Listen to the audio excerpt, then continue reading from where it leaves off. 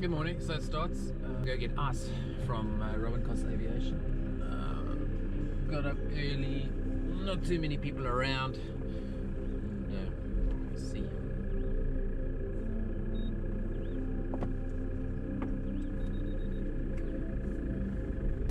It's not a long trip to the airport, just about 20 minutes with no traffic. Past Rondebosch Common gives you a good idea of what the weather's going to be like for your flights on the way there.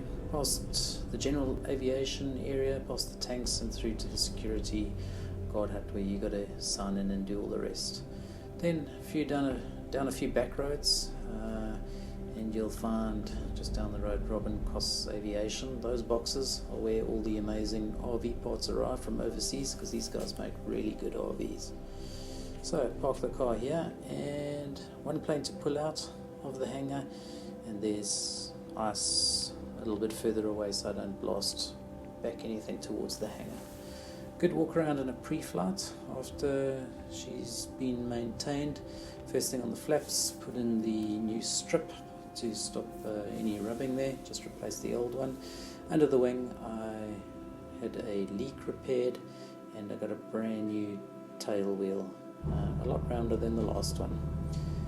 At Cape Town International, you do your run-ups outside SAFE. Once you're cleared, you talk to the controller and she clears you to hotel, and then from hotel, Bravo apron, and to the intersection departure. She asked me if I wanted the whole runway. I said I don't think it will be necessary, as the runway is about 3 kilometers long.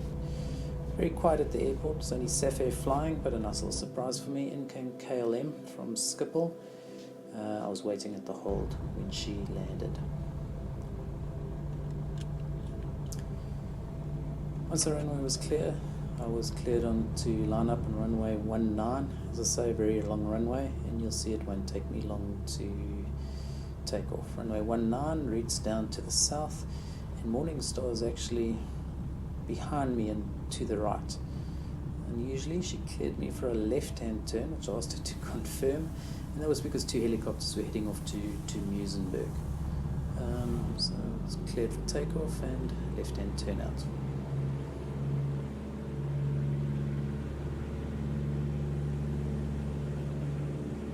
Tails up, and you'll see I'm pretty much airborne now. Keep the nose down, build up a bit of speed.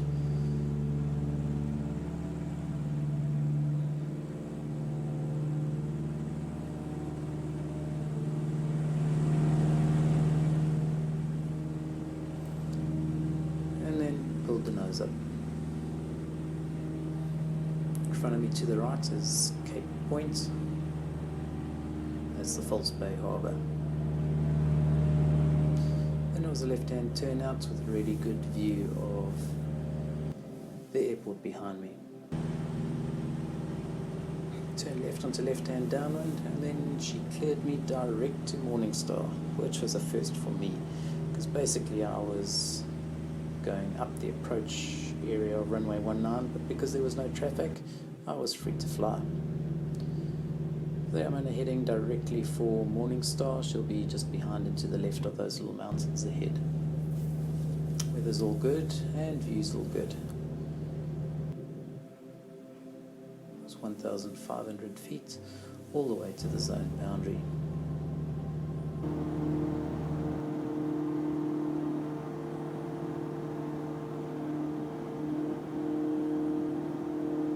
Once I got to the zone boundary, you can actually see Morningstar just there on the left.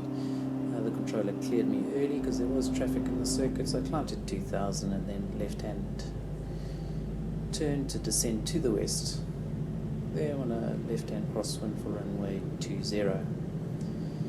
So I'd last flown ice at the end of May when I took her to Cape Town International, so I decided the first one, because I could see that there was a crosswind, would just be a missed approach runway inspection. And sure enough, I messed up the first turn. As you can see, I went way past the approach.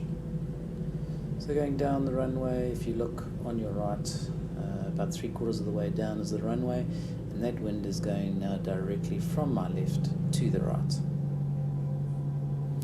So this was to be my approach to land, full stop landing, a little bit high, going over the trees. final for runway 20. And I think because of that wind pulling me, took me a little bit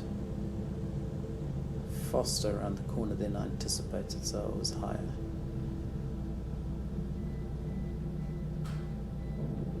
Touchdown's about a quarter of the way down the runway. I'm approaching the halfway point. Started putting the back down and it just didn't feel comfortable. So power up and go around. And as I powered up, the engine did that little stutter which gives you a little bit of a heart attack briefly. But no, she took and that's a go around. So third time lucky, and this time for the full stop. As you come around that corner, it's always your ground speed looks faster than it is because the wind's pushing you from the left. So it's always a dangerous corner. You've got to watch your airspeed. Lower over the trees, kept her down, and I'm comfortable with the speed for landing.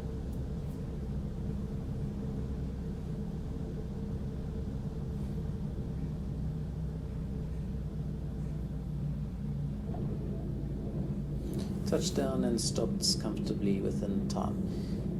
Without a headwind, you definitely do roll down the runway longer.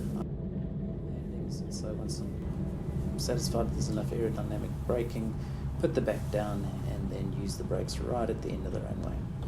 So because I got a leak in the fuel tank sorted, my tanks were fairly empty, so I taxied from here to the fuel bay to get her filled up. I got my license renewal coming up, and so I need to do a bit of training, having not flown ice for about 2 months, do a few glide approaches, stalls and things like that. At the fuel bay, very fortunate to find Lennox there, and he's a hell of a helpful guy, and he filled up both tanks for me.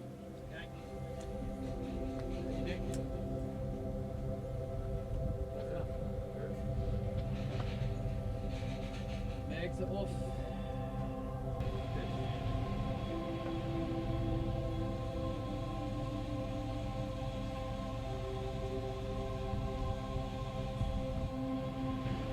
Of course, whether you liked it or not, Lennox had to hear about my landing. First time I was just looking at the wind. Second time I couldn't land. I landed, but then I landed too deep. So put power.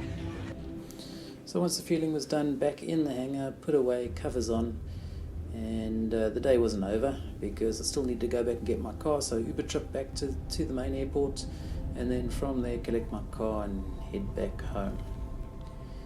Again, past Rondebosch Common, the wind hadn't quite yet picked up to what it was later in the day when it really blew a gale. Then back home and to end where I started.